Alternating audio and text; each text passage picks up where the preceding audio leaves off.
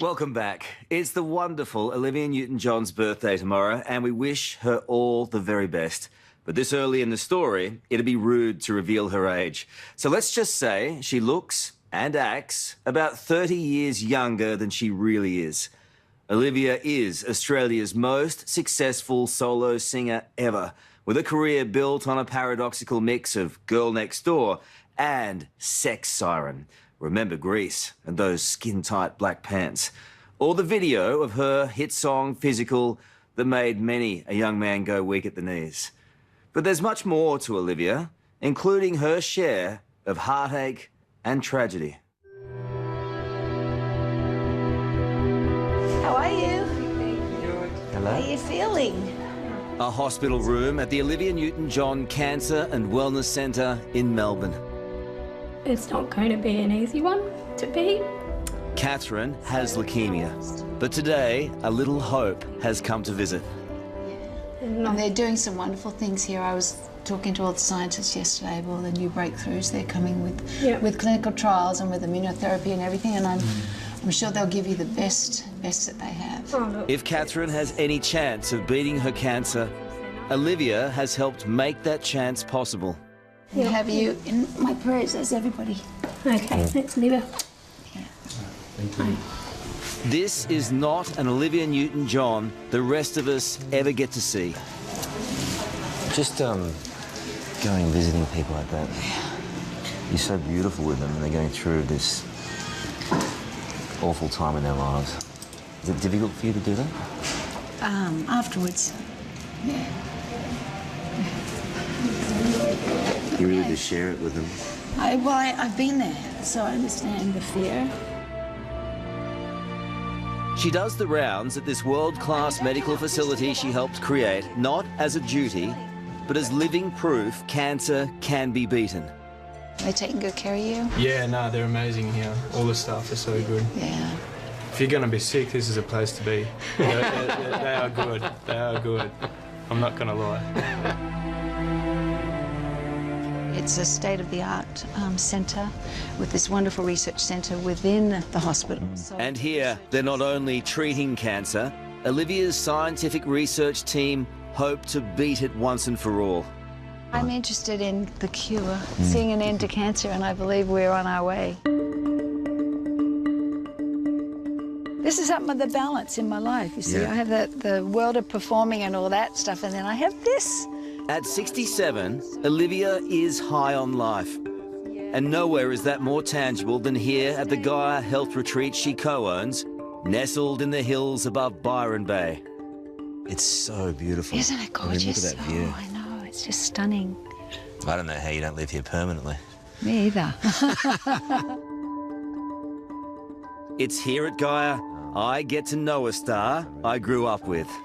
I have to pinch myself that I'm sitting opposite Olivia Newton-John. Oh. I'm completely fangirling. You are not. I am. You are not. Do you know... For millions of boys around the world, their fantasy back in the day was that Olivia might be their summer love. Summer loving happens so fast. I met a girl crazy for me. It was 1978, and Greece was the way we were feeling. Olivia was Sweet Sandy, who donned the most famous pants in Hollywood history to win John Travolta's heart.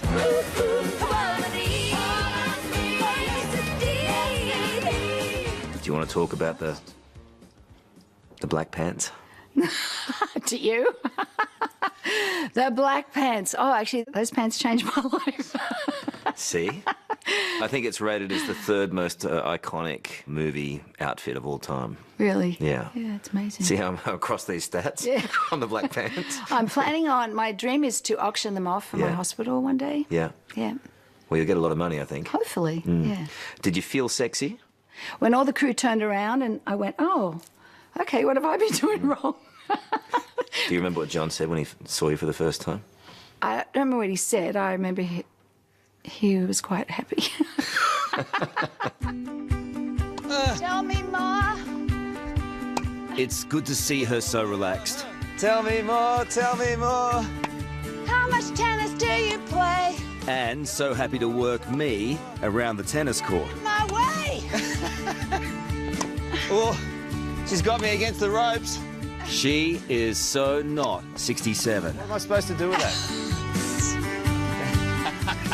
Despite her life lived in public since she was 15. Or, perhaps because of it, Go have a towel between my legs. Olivia is intensely private. I've gone through a lot of losses, but so does everybody. You know, it's life. But I've had to do it under the scrutiny of The public. which makes it harder sometimes, you know. Cheers. Is that vodka? Yeah, straight. Have you got one? Well, one. Olivia's told me nothing is off limits in our conversation, including her daughter Chloe's troubled times. You can't make your child eat if she doesn't want to. Chloe battled addiction and anorexia in the glare of her mother's fame. Her weight fell to less than 45 kilos, and paparazzi photos taken of her near her California home were alarming. Does it hurt you that people always make their judgments about that? Yeah, I think it's hard to be the child of a person that is in the limelight. I really do, and I understand that. And, you know, there's privilege, but there's also other things that come along with that. How's she doing? She's doing really well. Yeah, she's good. She's happy and working, and she's a good place. You see it in my eyes. The beast that I try to hide is coming alive. In fact, last year they recorded a duet, a dance version of Olivia's 80s hit, Magic.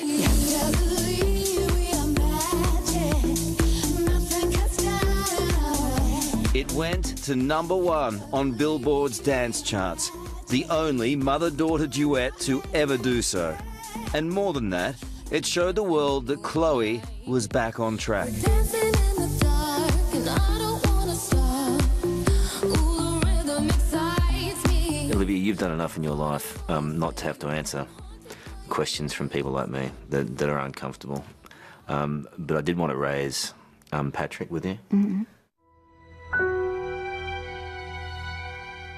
If there's one subject Olivia has never really talked about, it's the controversy over her former boyfriend, Patrick McDermott, who went missing from a boat in 2005, months after he and Olivia split.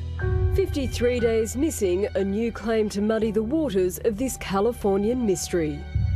Although a US Coast Guard investigation determined Patrick had most likely drowned, for 10 years the tabloids have rehashed an unproven story that he staged his own death. A story Olivia refuses to believe. It's hard for you. Yeah, it was very hard. He was lost at sea, and nobody really knows what happened. Do you wonder? Of course, I mean, it's human to wonder, but, you know, those are the things in life you have to accept and let go, because you go through, whenever you go through difficult times, there's always those concerns, but, you know, I live on, and of course questions come up, always, that's human. Olivia married the man she calls the love of her life, John Easterling, in 2008. Amazon John, as he's known, has been another private part of Olivia's very public life. Do you know, and this is a very serious question, and you would know it only too well, but Australia takes it very seriously who you go out with. We're very protective of you. Yes. Who the hell are you? What's your story? I'm one. I slipped through the net. Did you get through quarantine all right? Yeah. What is it like coming here and having to, well, be aware of that pressure, I guess? Well, I don't see any pressure. I just come here. Well, there is. Fun and enjoy. Well, I'm glad you brought that up. Maybe somebody will make me aware of that. This is my husband. This is Amazon John. It's very nice to meet you. Yeah. I'm glad we cleared all that up. Amazon John is an eco-tycoon. He's made his millions from finding and marketing curative herbs from South America. He'd never seen Greece. and had a dim view of Hollywood, but knew Olivia through friends. At that point in my life, I figured if you were from Hollywood, you must be a nutcase, right? Because He was right. yeah. And now that's confirmed. So, About 6 months after we were married, I took him to meet John Travolta. John has a house on a runway, and he has his jet parked on the runway outside. So I had told John Travolta that my John had never seen Grease. So we had dinner, and then he said, we're going to have dessert on the plane. So we go onto the plane, and he put Grease on. So the first time John saw Grease was with me and John on John's plane. It's a lot of Johns. It was hilarious. Yeah, the 3 Johns, Newton-John. So that was his first experience, and he thought it was pretty good, right? yeah, actually, I was really impressed. I saw it, and I thought, you know what? That's really a good show. You better shape up, 'cause I need a man. And my heart is set on you. Not realizing I'm probably the only one on the planet that had not seen it. Get physical, physical. I wanna get physical. John is always by Olivia's side in what she regards as her great work, the Olivia Newton-John Cancer and Wellness Centre, funded in part by this yearly charity walk in Melbourne. Here we go. 3, 2, 1. Thousands turn up to support her. Over the years, Olivia has helped raise an astonishing $200 million for her centre. All I have and all I feel. And Olivia's new album, Live On, is also dedicated to those struggling with cancer.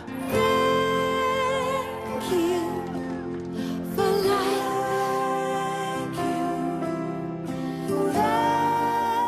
Thank you.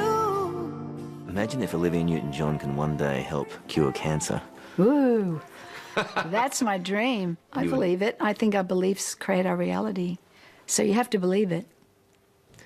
You have to believe in the magic. Yeah, oh, I knew you'd go there. Nothing can stand in our way.